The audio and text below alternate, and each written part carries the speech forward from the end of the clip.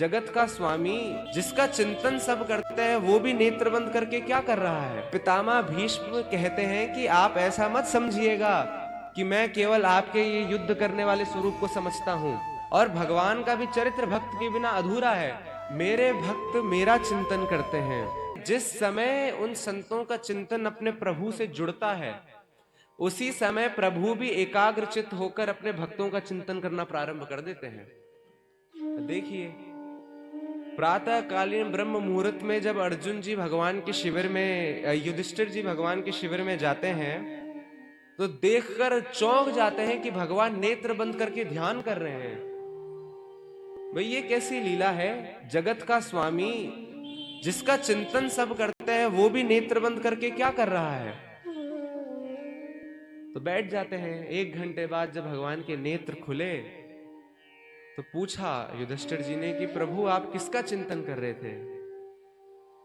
तब भगवान कहते हैं कि राजन, मेरे भक्त मेरा चिंतन करते हैं, और जिस समय जो भक्त मेरे चिंतन में तल्लीन रहता है, उसी समय इधर से तो भक्त का चिंतन आता है और इधर से मैं उसकी लीला में प्रवेश करता हूं। अरे जैसे किसी भक्त का चरित्र भगवान के बिना अधूरा है और भगवान का भी चरित्र भक्त के बिना अधूरा है, तो ये लीला चिंतन की प्रक्रिया भी हूबहू बिना संत और भगवान की अधूरी ही है। तो युधिष्ठिर जी ने पूछा कि महाराज अभी कौन।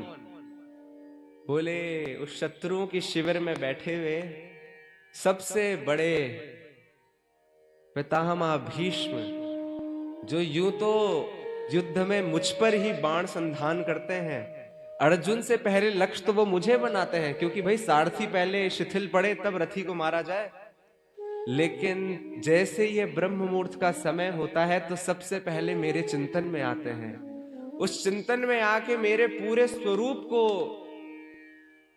वो निहारते हैं। और कौन सा स्वरूप। श्रीमद् भागवत में भीष्म स्तुति में बात आई है कि पितामह भीष्म कहते हैं कि आप ऐसा मत समझिएगा कि मैं केवल आपके ये युद्ध करने वाले स्वरूप को समझता हूं।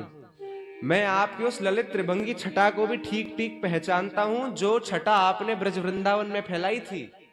अगर हम वहां पहुंच नहीं पाए तो क्या हमने कभी श्रवण नहीं किया। जहां आप नहीं पहुंच सकते वहां आपकी महाराज कथाएं पहुंच जाती हैं,